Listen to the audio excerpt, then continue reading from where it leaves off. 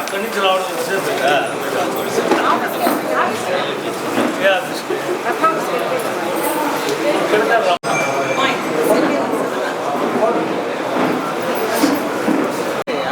అమరజీవి పొట్టి శ్రీరాములు గారి 125వ జయంతి సందర్భంగా గౌరవనీయులు నియోజకవర్గ ఎమ్మెల్యే గారు యూనిసి గారు, అదేవిధంగా మార్కెటింగ్ సొసైటీ చైర్మన్, అదేవిధంగా మా ఆర్య సెక్రటరీ శాశ్వతరావు గారు, ప్రకాశ్రావు గారు, అదేవిధంగా ప్రత్యేక ధన్యవాదాలు. మనకు ఒక అన్నం మీద కూడా తెలియదైనా అప్పుడు ఎవరు కూడా దాని గుర్తం చేశారు.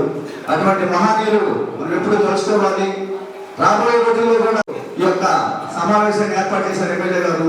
మరి ఈ రోజు మరి కూటమి ప్రభుత్వం దీన్ని బాగా గుర్తుపెట్టుకుని దీన్ని ఎలాగైనా సరే దాన్ని అమరావతిలో మరి దీనికి సంబంధించినటువంటి గవర్నమెంట్ ప్రోగ్రాం కాబట్టి ఈ మన ఎవరు గుర్తుపెట్టుకొని అమరావతిలో ఈరోజు 6.5 ఎకరాలు స్మృతివనాన్ని ఏర్పాటు చేస్తున్నారు. అదేవిధంగా ఆయన 58 రోజులు నిరాకరణ చేశారు కాబట్టి 58 అడుగుల విగ్రహాన్ని కూడా అమరావతిలో ఏర్పాటు చేస్తున్నారు. అతను మన ఇంకా చెప్పుకోబోతా ఉంటే హరిజనోద్ధరణ కోసం ఆయన ఎంతగా పాటుపడ్డాయంటే ఆ పాత రోజుల్లో దేవాలయంలో రాణించేవాళ్ళు లేరు, మంచిగా భయపడి అందరినీ రాణించేవాళ్ళు కాదు. అట్లాంటి విగ్రహాలందరినీ కూడా అందరినీ ఒక దారిని తీసుకొచ్చి అతను దేవాలయ ప్రవేశము మంచిగా భావించిన అందరికీ అవకాశము కల్పించినటువంటి వ్యక్తి కాబట్టి అతన్ని ప్రతి ఒక్కరూ కూడా గుర్తించుకొని ఆయన అడుగుజాలలో మనం ముందుకు పోవాలి. మన ప్రభుత్వము అతన్ని గుర్తుపెట్టుకోబట్టే మన జనసేన పార్టీ అధినేత పవన్ కళ్యాణ్ గారు పోలవరం ప్రాజెక్టుకి ఆయన పేరు పెట్టే బాగుంటుందని సూచించినప్పుడు మనందరం గర్వంగా అతని యొక్క మా మనసుకి తత్వానికి మెచ్చుకొని ధన్యవాదాలు చెప్పారు చంద్రబాబు నాయుడు గారు. థ్యాంక్ యూ చంద్రబాబు గారు. ప్రకాష్ గారు చేశారు. ఆ తర్వాత నుంచి కూడా అన్ని సినిమాలు ఇప్పుడు మన రాష్ట్రం అంటే హైదరాబాద్లోనే జరుగుతూ ఉన్నాయి. ఒక సీరియల్స్ కానీ, సినిమా స్టూడియోలు కానీ, Ramoji film studio, NTR studio, Annapurna studio, ఇక కాదు 58 అడుగుల కాంస విగ్రహాన్ని గుర్తించి ఇన్ని రోజులకి పొట్టి శ్రీరాములు గారిని గుర్తించి ఈరోజు ఒక కాంస విగ్రహాన్ని నిర్మించి ఒక స్మృతివనాన్ని అక్కడ ఏర్పాటు చేసి నాయుడు గారికి, సంబంధిత మా ఎమ్మెల్యేలకి అందరికీ నా యొక్క ధన్యవాదములు. మాకు పొట్టి శ్రీరాములు గారికి మా ఫ్యామిలీకి చాలా అనుబంధం ఉంది.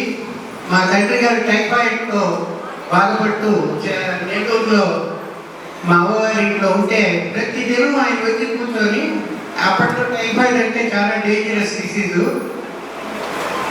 తల్లిగా అటువంటి పరిస్థితుల్లో కూడా ఆయన వచ్చి కూర్చొని డైలీ 1 అవర్ స్పెండ్ చేసిపోయేవారు.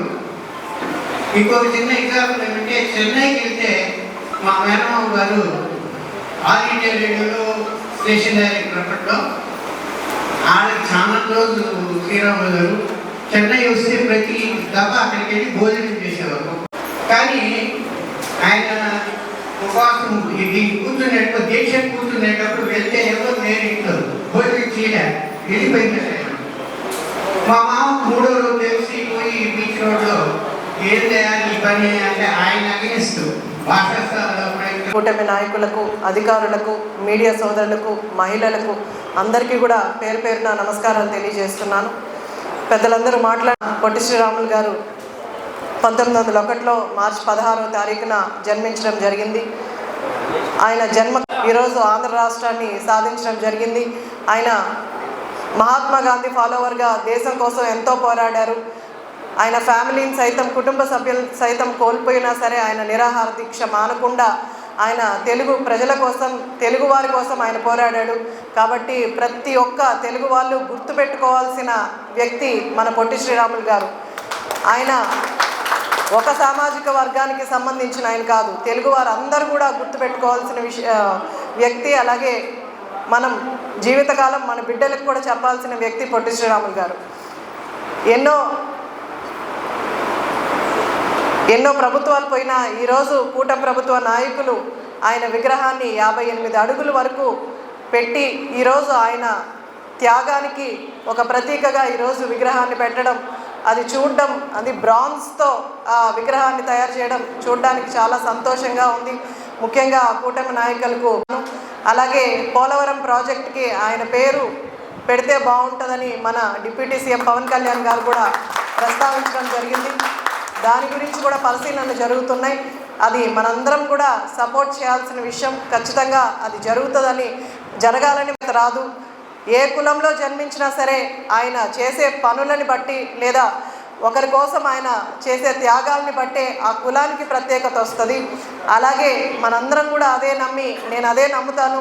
కాబట్టి ఏ కులంలో పుట్టినా, ఏ మతంలో పుట్టినా మంచిగా ఉంటూ మంచితనాన్ని ప్రజలకు ఇస్తూ ఎలాంటి విభేదాలు లేకుండా మన జీవితాన్ని సార్థకం చేసుకునేలాగా మనందరం కూడా జీవించాలి. పెద్ద వాళ్ళలాగా మనం త్యాగాలు చేయాల్సిన అవసరం ఇప్పుడు ప్రస్తుతానికి లేదు. కాబట్టి ఉన్న జీవితాన్ని మనం మంచిగా ఉంటూ లేదా ఒకరి కోసం మనం సహాయపడుతూ అందరం కూడా ముందుకెళ్ళాలని ప్రతి ఒక్కరిని కోరుకుంటూ ఈరోజు ఈ విగ్రహాన్ని ఆవిష్కరణ చేసిన చంద్రబాబు నాయుడు గారిని, అలాగే డిప్యూటీ సీఎం పవన్ కళ్యాణ్ గారికి, అలాగే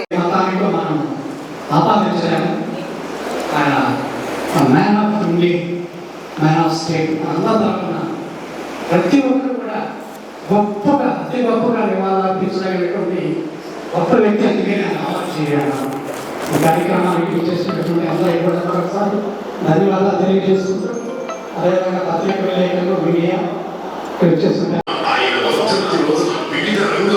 జాతీయ స్థాయి నిపుణులు 11 మందిని ఎంపిక చేసి పిఎస్ఆర్ మెమోరియల్ అవార్డ్స్ తో గౌరవించాలని సంకల్పం చేసుకున్నాం. ప్రభుత్వ మద్దతుతో ఆదర్శంగా నిలుద్దాం. జయ హో అమరజీవి, జయ హో తెలుగు జాతి.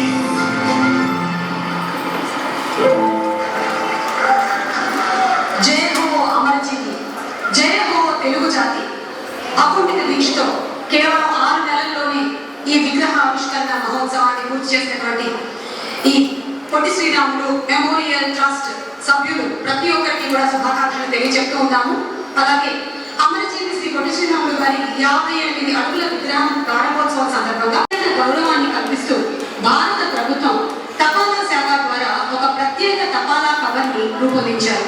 ఈ ప్రత్యేక తపాలా కవర్ ఆల్బమ్స్ ని డాక్టర్ ఎస్ శివరాం గారు, అలాగే పిఎంజే గారిని గౌరవనీయ ముఖ్యమంత్రి వర్యులు శ్రీ నారా చంద్రబాబు నాయుడు గారి చేతుల మీదుగా ఆవిష్కరించవలసిందిగా పోస్టల్ అధికారులు శ్రీ కె సంతోష్ నేత గారు, అలాగే శ్రీ సిహెచ్ అప్పారావు గారు మరియు శ్రీమతి కె విద్యావతి గారిని కూడా ఈ కార్యక్రమంలో పాల్గొనవలసిందిగా వారి గౌరవార్థం అమరజీవి శ్రీ పొట్టి శ్రీరాములు గారిని గుర్తు చేసే విధంగా ఈ ప్రత్యేక తపాలా కవర్ని ఈ రోజు ఆవిష్కరించడం జరుగుతుంది. ఈ కార్యక్రమంలో మన ట్రస్ట్ సభ్యులందరినీ కూడా పాల్పంచుకోవాల్సిన గారికి, అలాగే శంకుస్థాపన మహోత్సవానికి చేసిన శ్రీ నారా లోకేష్ గారికి, మంత్రివర్యులందరికీ కూడా శుభాభివందనలు తెలియజెప్తూ ఉన్నాము. ఇక ఇవాళ ఈ కార్యక్రమంలో to address the gathering honourable chairman Andhra Vaishya welfare and development corporation of Andhra Pradesh, the very dynamic energetic 6 నెలల్లో ఈ విగ్రహావిష్కరణ జరిగింది అంటే దాని వెనకాల వారి అకుంఠితమైనటువంటి దీక్ష ఉంది. శ్రీ డూండి రాకేష్ గారు, డూండి వినాయకుడు అనగానే మనకి వారి పేరు గుర్తొస్తుంది. మరి వారి పేరే ఇప్పుడు డూండి రాకేష్ గా మారింది. రాకేష్ గారిని మాట్లాడవలసిందిగా రిక్వెస్ట్ చేస్తున్నాము.